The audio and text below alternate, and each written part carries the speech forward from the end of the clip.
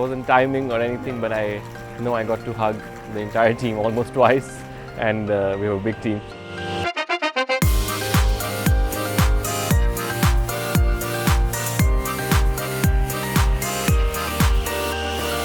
Hi everyone, this is stylish from AsianCultureVulture.com. I'm with the brilliant Saim Sadiq, whose film Joyland premiered here at the Cannes Film Festival 2022 in the uncertain regard section. Got an amazing response. You might have seen that on YouTube, on our YouTube channel there. Saim, welcome to AsianCultureVulture.com. How are you doing? Thank you so much. I'm doing well. Very good. Very overwhelmed, very excited, very tired. It was an incredible response. I mean, that standing ovation went on for quite some time, longer than average, I think. It did. I mean, I wasn't timing or anything, but I know I got to hug the entire team almost twice, and we were a big team. So I felt that it was very heartening. Yeah. Take me back to the origins of this story. Where did it come from?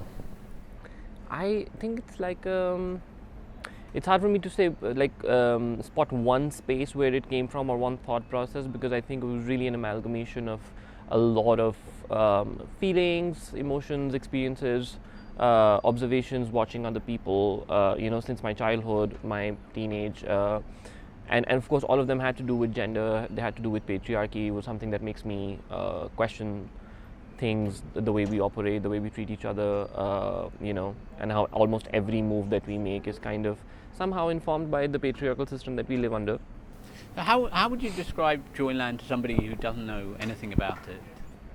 I would say it's a movie about a love story and a family, and how it gets affected by the love story.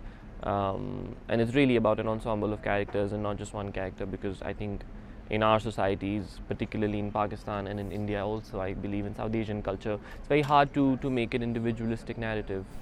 I think you're absolutely correct. It's a beautiful family structure, and the characters that you have and the interplay between them also is very important in the narrative, I think. What I found surprising, I think obviously the transgender element comes to the fore, and obviously everybody writes about it, but underneath you're saying a lot about female sexuality as well, and I found that really surprising and very powerful. And was that always a kind of your intention to make it a kind of equal movie on that level? Yes, that was there from the beginning. I think the starting point was always these three characters were always there, and they were always meant to have to offer a more holistic and a more complex understanding of what desire could be like, and what it could lead to potentially in terms of a clash in, again, a sort of a very heteronormative society, because desire is always kind of looked at as this as a taboo in our culture, and but yet everyone has it. So it's a weird taboo that everyone is following. The taboo is supposed to be something that nobody's doing, but we have a taboo that everyone is following. Absolutely, I think that's very obvious in the movie. That there's a constant level of repression. Every character seems to be struggling with something on that level of desire and what they really want. And I think your film, it's a little bit bleak in perhaps its art, but I think underneath there's a lot of hope, optimism, in if people can open that space within themselves and allow other people also to express themselves. Is that something you're keen to? Yes, I think I do think there are moments of, like, I mean, even yesterday, more than I anticipated, even, like, at least for the first, there were laughs. There are moments of actual joy in the film. I think it's funny, not in a laugh out loud big way, but people were actually also laughing out loud. So I was like, oh, the film is not actually that bleak as an overall experience. Without sort of giving too much away, I think it is bleak, but it's not bleak because I wanted it to be bleak. It's mostly bleak because I couldn't think of another. It's the world that we live in. Yes. It's pretty bleak. It's not without hope. I think it's not without. But I didn't also want to give a particular character a certain kind of romantic coming of age arc without them having to deal with what the real cost of it and the guilt of it is, you know. So it is bittersweet. Yeah, I think Bittersweet is a good way of describing it, because the level of realism that you have in it is very gritty in that sense, and you're not sugarcoating anything. It's really out there. In the way that the story moves and builds towards it's an interesting kind of climax of what occurs, and again we are focused on Haider and his predicament, but I think in the last third, obviously something else comes without giving it away, and I found that very powerful in the way that the calibration, the sort of slight kind of shift away from Haider to Mumtaz, to his wife. Again, that was very conscious and deliberate in the way that you were pacing the film. Very much, because for me the film has always been, again, about the ensemble, but particularly about these three. So for me, Haider, Biba and Mumtaz, all three of them were the film. They, like, I wouldn't want to make the film if Mumtaz wasn't a part of it, or if Biba wasn't. You know, Haider alone can't make the film. Couldn't do the thing that I wanted to do with the story. And all of the characters, it's not just the way Mumtaz becomes at the forefront, it's also the way, you know, a smaller character like the auntie's character comes to the fore. It's also the way the Nuchi, the sister-in-law's character, comes to the fore, you know, and gets a moment that you usually expect the hero's moment in a certain way, again, without giving too much away. Yes. You know, so for me those were interesting things to play around with, because it just felt more real to me, instead of us kind of allotting all of the insight, all the insecurities and all the triumphs to one particular protagonist, which I think is, again, it's a way of storytelling that we've kind of adopted from the West, and it works really well, but I don't think it worked for the story, and I don't think it works for our society so much, you know, because we're far more in each other's face. That's a brilliant observation. And again, the way that the family composition, and as you say, the ensemble, it's complex, and it really works in the sense that each character, their position with other characters in the film also are important in understanding the story and the narrative. What gave you the confidence to write the story? Because it is challenging. The transgender element obviously has attracted a lot of attention, and in Pakistan, I don't know how much that worried you or doesn't worry you, or you know, you wanted to make the film you wanted to make, and just obviously clearly you were passionate about this story. Did you self-censor yourself in any way, or was it just you kind of go free rein? No, I don't think I did. I don't think so. Maybe in somewhere in the process I was self-censoring myself, but I don't think the film that we made was self-centered in censored in any way. I don't know if it was a challenge in that sense creatively, Right.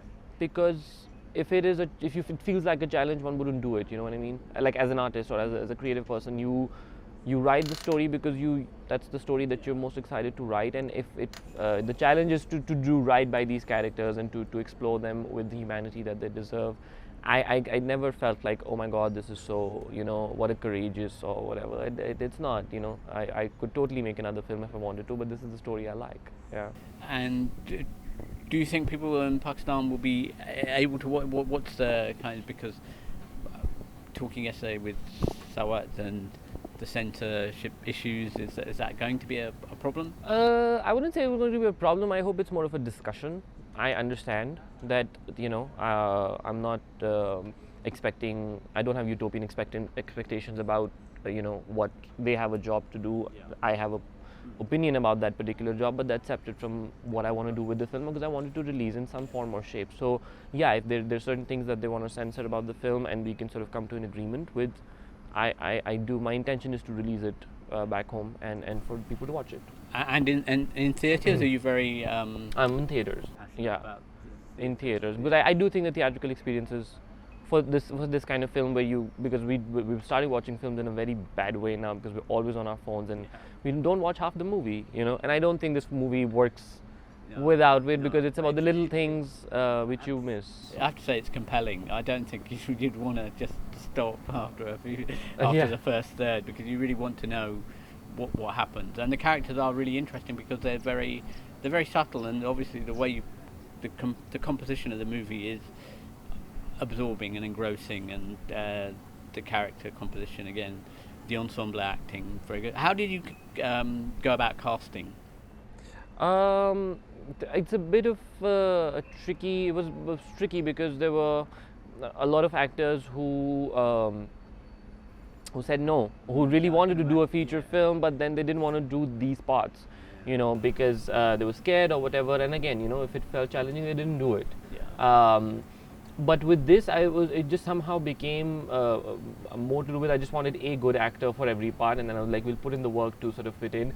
But I was very lucky because we had like a non-actor who's, I wouldn't say Nalina is a non-actor now, but she was when we were making the film. She doesn't have like a training. I couldn't tell. I mean, she has not. She's not. This is her first proper feature film, and she's not done any theatre or anything of that sort before. Wow. So she's not a trained actor. And then you have like Ali and Rasti who are trained, theatre actors. And then you have Sarwat and Sania Saeed and Salman Pirzada and Sohail Sameer, who are, of course, they're veterans. They've been doing it for decades, and they're really good. And they do it for screen. So it was a weird mix of people, which somehow worked well. And I had a lot of fun because they all had a different way of working. They didn't have like someone was very method, somebody was very impulsive, So I had fun because I felt like I've got to work with like almost every kind of actor that exists. So it was good training for me. That's great. And your own journey as a director, this is your first feature film. Yes. Was it? When you went to Venice with Darling, and it was a similar story, although I think it changed quite a lot It was I think the germs of like thematic germs, a spatial germ, of course, because it's almost like the same location that I used for Darling, and the same theater and the same stage. I think almost like Darling was an exercise for me to figure out more and sort of make myself more able to make this film. It was almost like a research project in a way, which turned into its own film and did well for me in a way, which I appreciate, and of course was great. And you didn't go to film school. I did. You did go. To Darling was my thesis film. I went to Columbia. Right, I did my master's in Columbia. See. Yeah. So yes. So you got your, I suppose, training from doing the short film and. Yeah, incoming. So what is the strategy now? You want to take it to other festivals, or what's the? So we've sold in France. We have a distributor in France. We're hoping that we get more. We get particularly in UK, US, Pakistan, India. Hopefully, I don't know. I think it will hopefully get to travel to more festivals. And we'll see. Like, I just want people to watch it and discover it and have a debate with it. Yeah. And what about yourself? Are you working on another film? What's not my own yet. Right. I think this film has consumed me for far too long for me to work on anything else. But I need to find what next to do. Fantastic. Well, thank you so much. Thank you so much. Wish you all the best. Thank you. It was lovely talking to you. Thank you. Asian Culture Vulture is here at Cannes 2022. Follow us on social media and check in on the website too for the latest Cannes updates.